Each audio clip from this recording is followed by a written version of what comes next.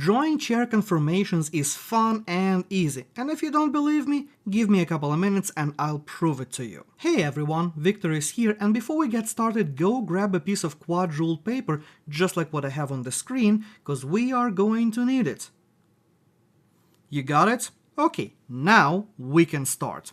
So first of all, let's look at how exactly we are going to draw a chair in a chair conformation. If you're going to draw something like this or something like that, then do not get surprised if you get 0 for that on the exam, because the first one is a scribble of a madman and the second one is a bow tie. Neither of those are a chair. So in order to properly draw a chair, we are first going to find a cross on our page and we are going to put a dot there. So let's say I'm going to start from this dot. Then, next step, I'm going to draw a diagonal line 3 squares across and 1 square down.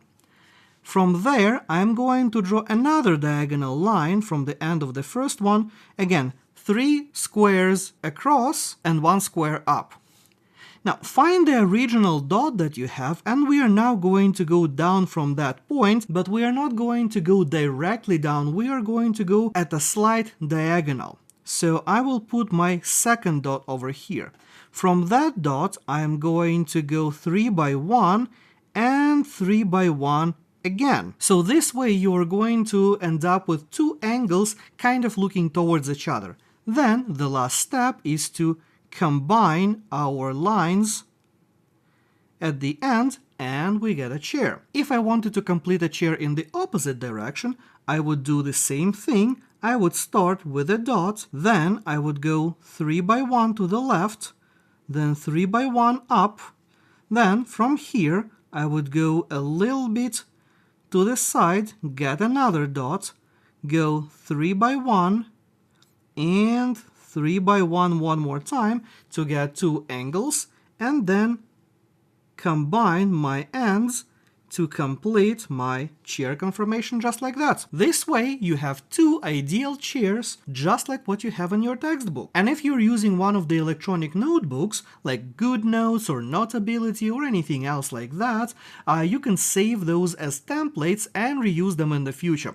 However, I want to warn you that you got to learn how to draw your chairs on your own without a grid, because on the exam chances are you're not going to have a template, you're not going to have a grid on your exam paper. So it's a good idea to first get your hand sort of like accustomed with the motion of how you're drawing a chair on the grid paper, and then transition to a blank paper and try there until you start getting a very good chair, and then from that point on you will be able to draw a chair very easily every single time. Trust me, drawing a good chair will save your points on the exam and will make it way more easier to analyze your molecules when we are dealing with 6-membered rings. Step number 2. After we have our chair, we're going to put the substituents on our chair, and if your chairs look like mine, then axial positions are going to be looking exactly up and down from the angles. So in the first molecule on the left, my axial positions will go up and down from the corresponding points just like that. In my right molecule, my ups and downs going to be my axial position just like that. Now, when it comes to equatorial positions, those are a little bit more tricky to draw, because every equatorial position is going to be parallel to something in your molecule. So let's say we're going to look at these 2 equatorial positions. These 2 equatorial positions are parallel to those 2 lines in your original chair. Then, if I were to draw equatorial positions over here, then those ones are going to be parallel to those bonds in your 6-membered ring. And finally, if I draw the equatorial positions over there in the middle, those are always going to be the most awkward ones to draw.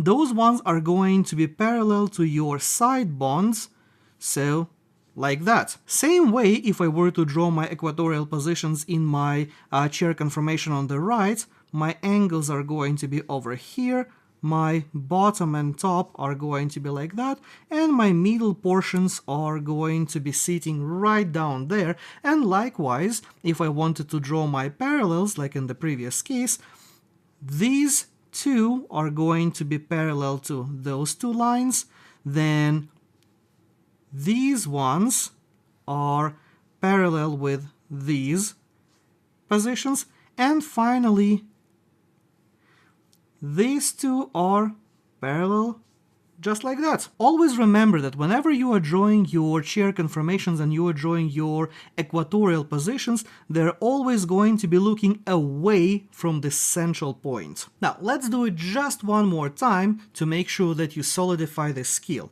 I'm going to go 3 by 1, then 3 by 1 again, then I'm going to go one square down and do 3 by 1, and another 3 by 1 to form my angle. Then I will connect my lines to complete my chair. I no longer need this little arrow, so I will erase that. Then my positions, axial positions, will go up, down, up, down, up, down from the corresponding angles, and my equatorial positions going to go side, side, side, side, and side, side, just like that. See, that was pretty easy. For as long as you practice this skill, I can guarantee that you will be able to draw your chair conformations very easily. The important thing about the chair conformations is to make sure that whenever you're drawing your substituents on every carbon of your chair, you're always putting your bonds at the correct angles. If you're putting your angles sloppily and your bond is pointing in some sort of a weird direction, I can guarantee that your instructor will not be able to understand that, and if your instructor cannot understand that, well, you're not going to get any points for that, or you won't be able to do the appropriate analysis whenever we are needing to use chair conformation to analyze our molecule in some sort of a way. So be very careful with that, do some practice, and you'll do awesome on your next exam. Now, let's talk a little bit about the chair flip. Chair flip is a little bit of a misnomer because we're not actually flipping our chair in any way or form. What we are doing, we are slightly adjusting our atoms, and atoms go up and down, but overall they stay in the same area of the molecule. So your front bond stays closer to you, your back bond stays away from you, and your angles are still, well, angles of the molecule. They're still the right and the left side. So for the lack of a better way to explain it, here is the animation that I have here on the screen, and you can see how my molecule flip-flops with the atoms staying pretty much where they are, with the exception of them going slightly up or slightly down, depending on which direction we are flipping our molecule. This is of course not a scientific representation of how the actual chair flip happens in reality, but it's close enough for our visualization needs to make sure that you understand that chair flip has nothing to do with physically flipping your chair in space in any way or form. So let's work through the process of the chair flip using the example. I will start by drawing two chair conformations. Next, I'm going to number each of my carbons. I personally like to start numbering with the top right corner and go clockwise. However, it's completely up to you how you do it. The numbering here is merely the anchor points, so you can have a reference point for which carbon is which. So I will go 1, 2, 3, 4, 5, and 6, which means that in my flipped conformation on the right side, I have 1, 2, 3, 4, 5, and 6, just like that. Now, let's say on carbon number 1, I have some sort of axial group, and I have some sort of equatorial group. And also, let's do on carbon number 2, I will also have an equatorial group. I will draw it in pink like that, and I will have axial group. I will draw it in purple just like this. When I'm going through the chair flip, those groups are still going to be on my carbons 1 and 2. So I will show the bonds where they should be on carbon 1 and 2. For carbon number 1, our bonds should be at these angles, and for carbon number 2, our bonds should be at those angles. Now, here is something important. Whatever has been looking comparatively up is going to stay looking comparatively up after our chair flip. So, In my first case, the axial group was the up group and the equatorial group was the down group. So that means that in my flipped chair conformation, the up group is still what was my axial before, but now that is an equatorial group. So I'll just keep it color-coded like that. What used to be equatorial now is looking down, and now that is an axial group, so now that is a down position. Likewise, for group number 2, the pink group, which is in the up position, is still in the up position, but now that is an axial group, and the purple group was in the down position, it is still in the down position, but now that is an equatorial group. So if, let's say, those groups were actual physical groups, then I would get a picture like this. CH3 group on the left is in the up position, it is still in the up position to the right. The OH is in the down position, it is still in the down position on the right. Chlorine is in the up position, it is still in the up position to the right, and the hydrogen was in the down position, and now it is still in the down position in the conformation on the right side. So up always stays up, down always stays down.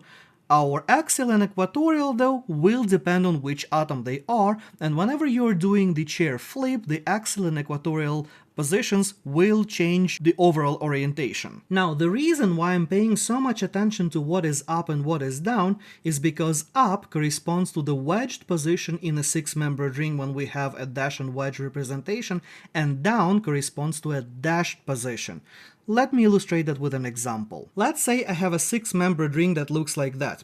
First of all, before I'm going to draw my chair conformations, I'm going to number my atoms so I have good anchor points. I will start here 1, 2, 3, 4, 5, and 6.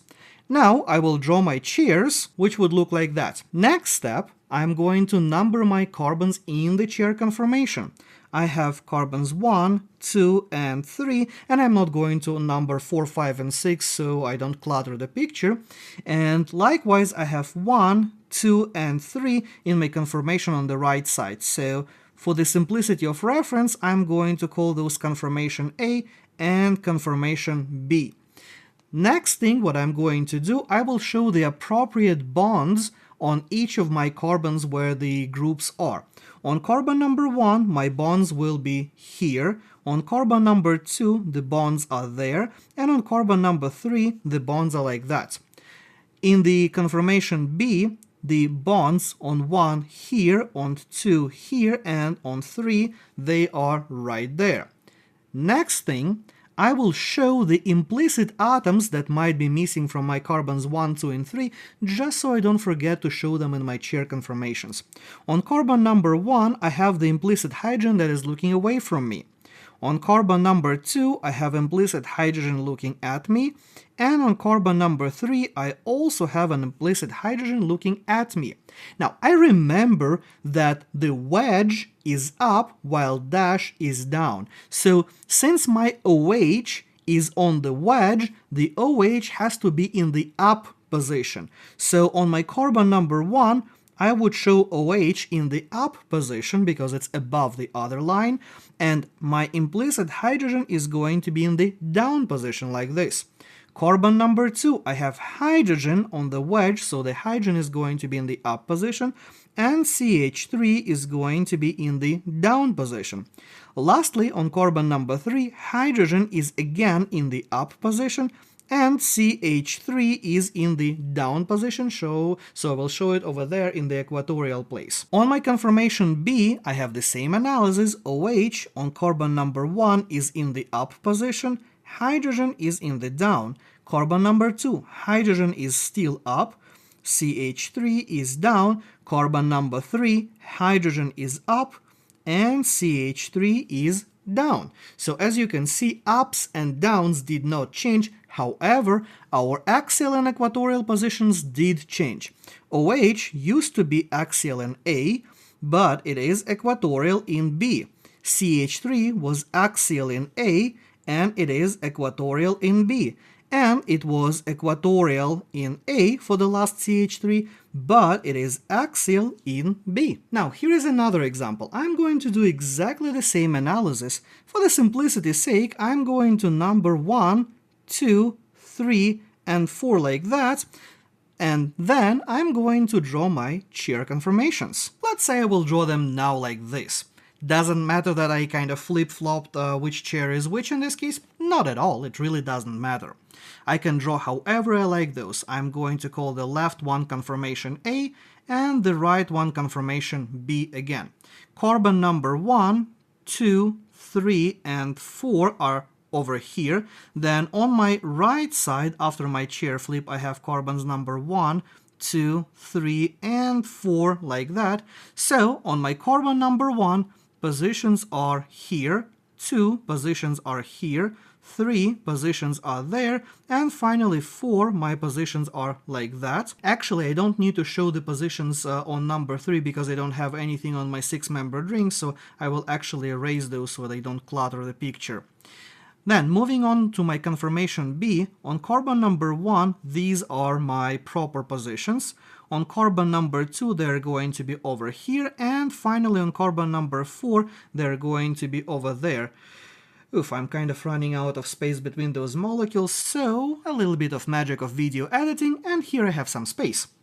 Alright, now the next step is to assign my groups. CH3 is in the up position, it is on the wedge, so on my carbon number 1, I would put my CH3 in the up position and chlorine in the down position. CH3 in the up position and chlorine in the down position. Moving on to carbon number 2, I have the isopropyl. I will carefully squeeze it in there in the up position.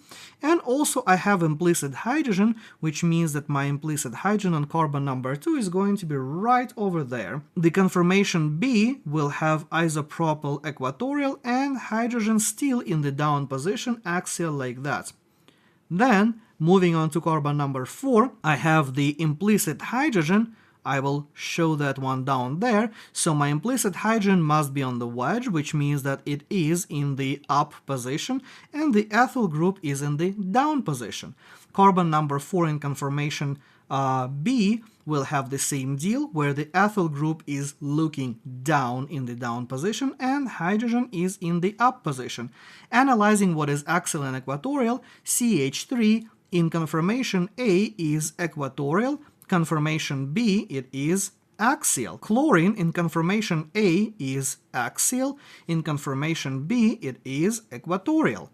Then isopropyl in conformation A is axial. In conformation B, it is equatorial. And finally, the ethyl group in conformation A, it is equatorial to begin with, and it ends up being axial in conformation B. So again, ups and downs stay ups and downs, while axials and equatorials do change. And let's do one more example that looks like this. So again, I will number my atoms 1, 2, 3, 4, 5, and 6. Now I have substituents pretty much everywhere except for carbon number 5, so I'll have a lot of drawing to do.